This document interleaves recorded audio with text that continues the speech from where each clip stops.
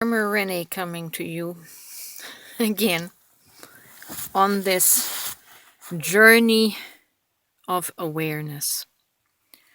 And it's a journey that is different for each one of us because we come into awareness at different levels and from different angles. And I'm just sharing my awareness. And I'm going to try and encapsulate my feeling and my awareness into words once again in a musing. Of course, we have a lot of us, not all of us, but a lot of us have programming from our Christian days, from things we read and heard from the Bible. And as I'm trying to still make sense of some of the passages, I am seeing the idea or concept of quote unquote God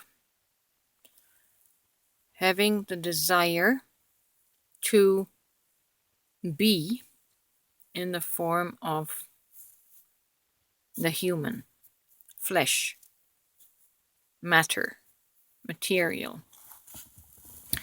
And I'm reminded of a passage in the scriptures that says it's about building a house for the Lord. What kind of house will you build for me when earth is my footstool and heaven is my throne? What could you possibly build for God?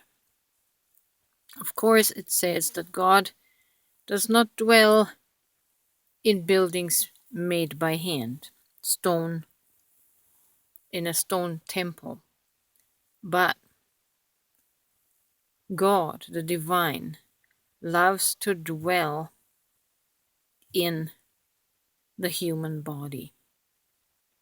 It loves to find expression through the human body and the ability for us to be conscious and to expand into consciousness.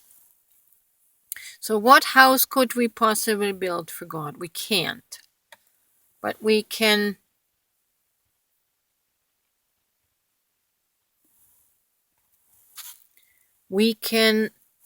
create, not that we are creating anything, but we can create the space for God consciousness to expand in us and through us.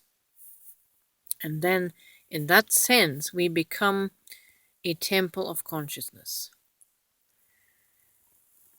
And this consciousness is experienced very individually through every human being. Now, everything else is also conscious. Everything in nature is conscious. Everything that is life is conscious.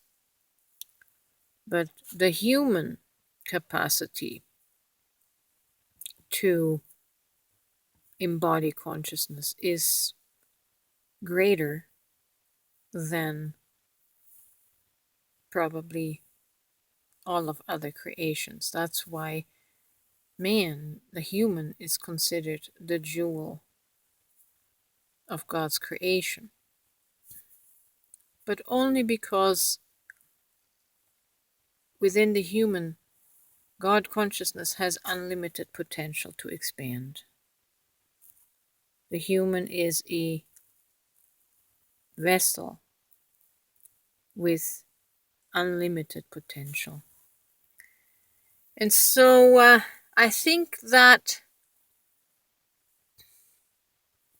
I can only surmise this from my current now moment and the current moment of consciousness that I have is that God, aka consciousness, seeks to have a dwelling in man. And another scripture at the end of the book in Revelation says that in the new world, God comes out of heaven to dwell among men.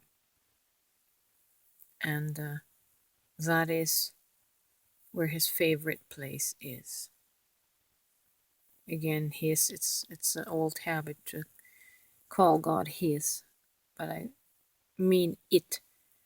It's where its favorite place is within the consciousness of man.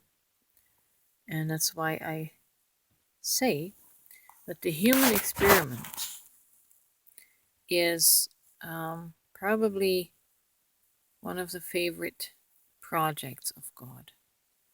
And it's not going to be finished or ended anytime soon. I think we're just getting started with this house of God and decorating this house of God and experiencing this divine humanity. I think we're just getting started rather than coming to the end.